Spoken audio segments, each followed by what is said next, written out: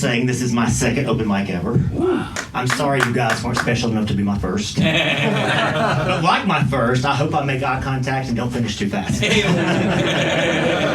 right, guys, I am from a small town in Alabama, one traffic light, 30 miles to get to a McDonald's, a Walmart, or any kind of civilization. We've got a grocery store, a couple of gas stations, and a lot of churches. And we got a sign at the front of the county line that says, or the town line that says, "Welcome to Addison, Alabama. Population 698. That has not fluctuated in decades. And when I became an adult, I figured out why. Every time a woman has a baby, a man leaves town. Crazy. So guys, I'm celebrating several anniversaries this week. This week's the third anniversary of my dad dying. Oh, no, we're not that close. We weren't that close. We had nothing in common. He was the truck driver. We're just very different. But on the way here, I was actually thinking, since he's, through death, I was thinking about him. I was like, did we ever have anything in common, like whatsoever? My dad was a gambler. Since he was a little boy, he gambled. Anything to do with gambling. He loved poker.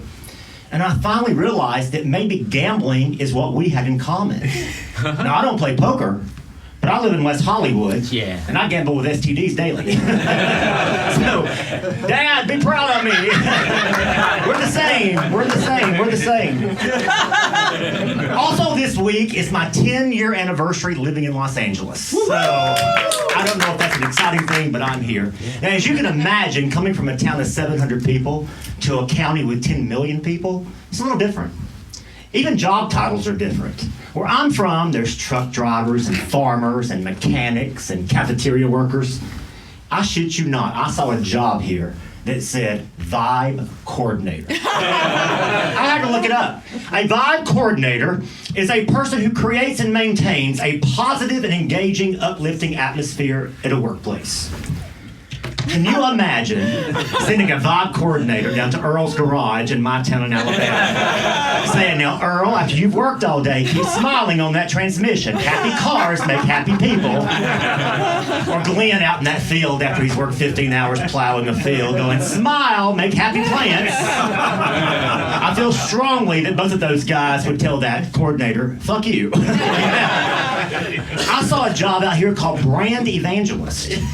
That is somebody who passionately promotes the brand. Now, as you can imagine, in a small town, church is big. We got a lot of evangelists, but their brand is the baby Jesus. Baby Jesus, by the way, is my favorite Jesus. He comes out around Christmas. My close second is the Jesus that hangs out with Spider-Man up on Hollywood Boulevard. That guy's a badass. As you can imagine, church in a small town is more than worship. That's where we get our gossip. That's where we know who's dating who the baby's daddy is. That's where we get everything. And small town Christians have found a loophole in the Bible. They have found a way that you can gossip and it not be a sin. You got to form it as a prayer request. If you say, "Pray for Helen, her son's back on the meth." Or if you say, "Pray for Frankie and Judy, Frankie's sleeping around again." That's actually my parents, and that's a true story. But anyways, God, these people have found out a way to punk you. Just say that, yeah. My cousin, Little Alan. I don't want you to confuse Little Alan with his daddy, Big Alan. I was talking to him the other day, and he said he's going to get baptized again next week for the 6th time. The first 5 didn't take. And I was like, "Buddy, are you excited about it? You going to try to live better now?" He said, "Chad, I don't know." He said, "But when they dunk me into that water and I come back up," he said, "I hope my credit score's better." I was like, "I don't think it works that way, but man, I'm rooting for you. I'm rooting for you." Something else that's big in a small town like mine is the 4th of July. We've got 700 people. They raise money all year long. They bring a flatbed trailer down to the football field. We have music. We have dancing. We have fireworks. And the grand finale is Cow Patty Bingo. Y'all ever heard of Cow Patty Bingo? No. So this is where they take the football field and they line it off into squares. And they number these squares. And you buy a square. It's a raffle ticket.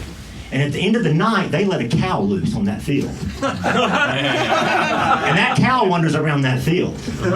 And the square that cow shits in first is the grand prize winner.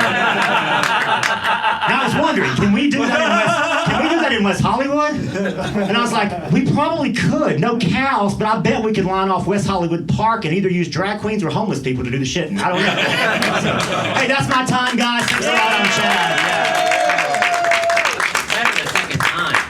Thank you. That is, don't let me be so shocked. Let me do this. Yeah. That was the gayest way to